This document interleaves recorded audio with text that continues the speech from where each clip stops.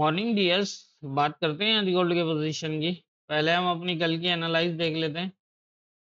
कल हमने जब गोल्ड को एनालाइज किया तो यहाँ पर 27.55 के आसपास था, 26.55 के आसपास था। और यहाँ पर जो है वो ये पोजीशन थी कि ये इम्पोर्टेंट रहेगा 26.48 से 46।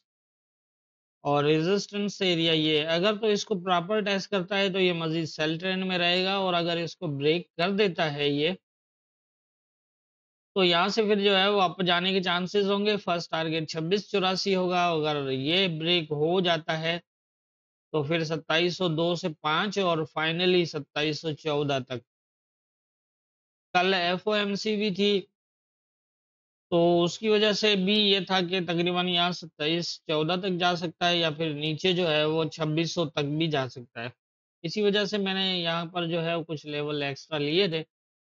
लेकिन न्यूज से पहले पहले इसने सारे जो है वो ले सेटअप बना दिए। यहाँ पर आप अगर इसको जज करें हम, तो यहाँ पर जब ये इस एरिया को शेडो लगाया तो यहाँ कंफर्म हो गया था कि ये यहाँ से बुलिश होगा। और फिर सेकंड टाइम भी वही पोजीशन बनी, लेकिन ये काफी स्टे करता रहा। फास्टली इसको जिस तरह ये ब्रेक किया था, ये काफी हद तक क्लियर था कि 2702 तो देखेगा ही, लेकिन 14 तक भी जा सकता है। क्योंकि जैसा मैं कई बार बता चुका हूँ कि चाहे सपोर्ट हो या रेजिस्टेंस हो, मार्केट का उसको ब्रेकआउट जो देना होता है M15 के अंदर, वो काफी क्लियर करता है कि मार्केट कितना स्ट्रांग है, चाहे वो सेल ट्रेंड हो या फिर बाय ट्रेंड हो। अब यहाँ पर जिस तरह से इस एरिया को ब्रेक किया, तो यहाँ पर काफी कंफर्म था कि ये एक अच्छी मूव देगा। और यहाँ पर भी देखें, ये इस एरिया को डायरेक्ट ब्रेक क्लोज किया यहाँ पर। उसके बाद एक सेल क्लोज किया, फिर इसने जो है वो 27/2 को जो है वो टेस्ट नहीं कर पाया, लेकिन दोबारा सेम एरिया को एज ए सपोर्ट लिया और तकरीबन 2710 के करीब हाई लगाया।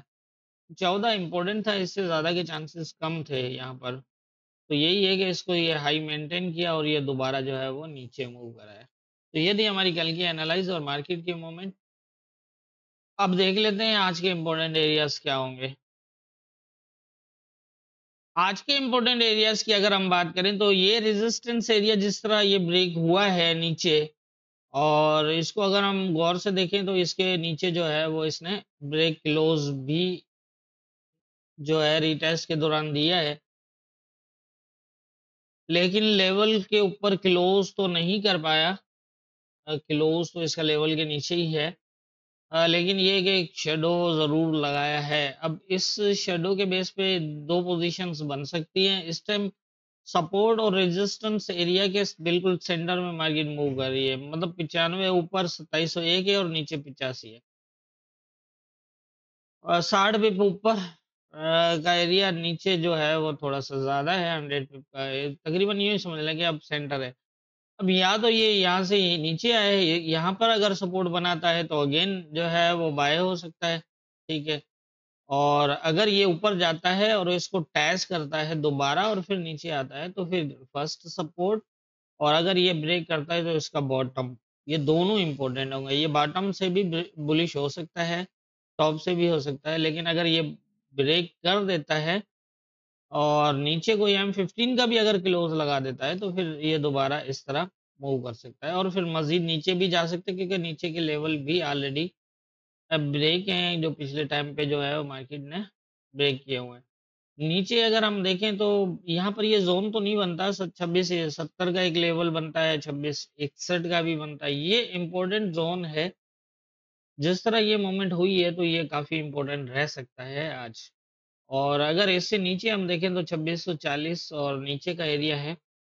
अब पोजीशन इसके दरमियान यही डिसाइड करेगा, ये एरिया, ये इन दोनों के बीच का एरिया डिसाइड करेगा। अगर तो ये प्रॉपर टेस्टेड रहा तो फिर यहाँ से जो है इसको ब्रेक कर सकता है।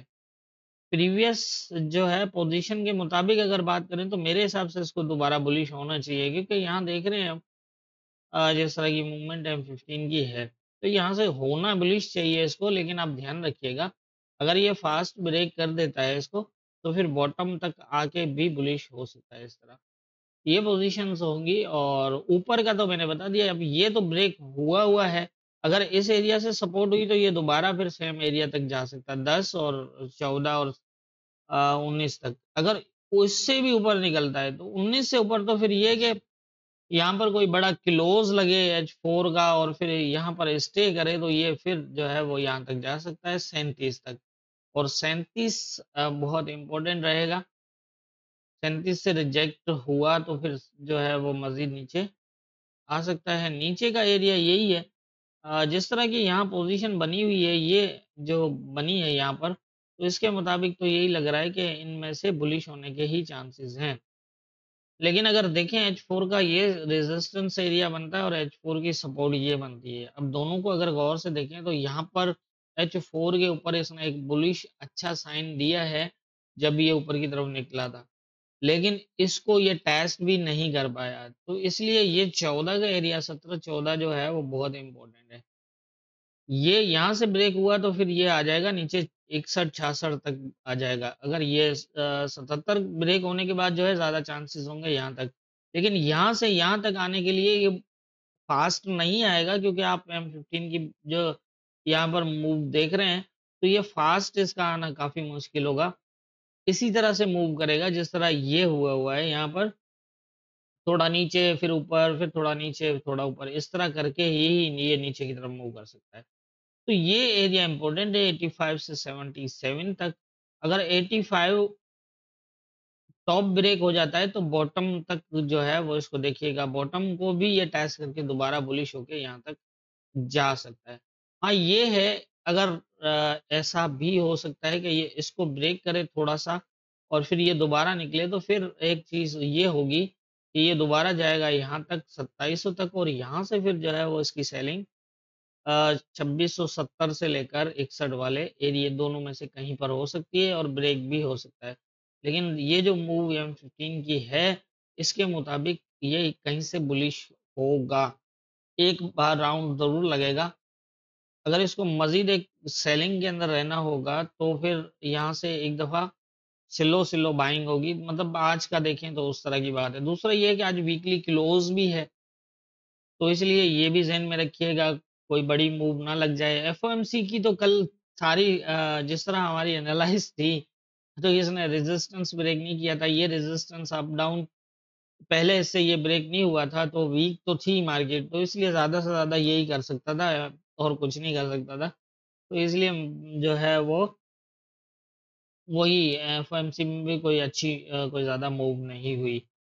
तो मेरे ख्याल से आज के जो यहाँ पर करंट पोजीशन है इस एरिया के अंदर, वो जैसे मैंने आपको बताई है, इन दोनों लेवल से आप जज कर सकते हैं कि मार्केट ट्रेंड में रहेगी, बुलिश ट्रेंड में, या फिर जो है वो ये भी हो सकता है ना कि ये H4 का एरिया जो ब्रेक हुआ है तो ये उसको टेस्ट करने के लिए गया है। और अगर टेस्ट यही अगर है कि ये टेस्ट भी नहीं कर पाया और तकरीबन 40 पिप नीचे से होके आ गया है, तो अगर ये सपोर्ट ब्रेक कर देता है तो फिर एक अच्छी खासी फिर सेल ट्रेंड की दूसरा राउंड भी लग सकता है।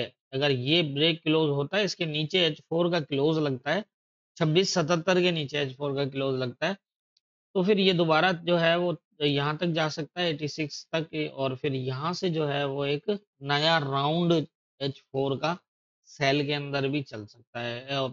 तो वो जो है कम से कम 26-25 और ये 26-40 वाला एरिया होगा। इस तरह से पोज़ीशन होगी। तो यही है, ये सपोर्ट डिसाइड करेगी कि मार्केट को क्या करना है, क्योंकि रेजिस्टेंस इससे टेस्ट नहीं हुआ। ये भी हो सकता है कि अगर ये सपोर्ट ले गया तो इस रेजिस्टेंस तक जा सकता है और इसको ब्रेक भी कर सकता है। दोनों चीज़ें हो सकती हैं, क्योंकि ये आप देख रहे हैं पहले इसने नीचे ब्रेक किया था, फिर इसने ऊपर ब्रेक किया था 37 को टेस्ट करने के लिए। तो इसलिए ये पूरा का पूरा एरिया जो है वो एक दफ़ा ब्रेक छोड़ा हुआ भी है।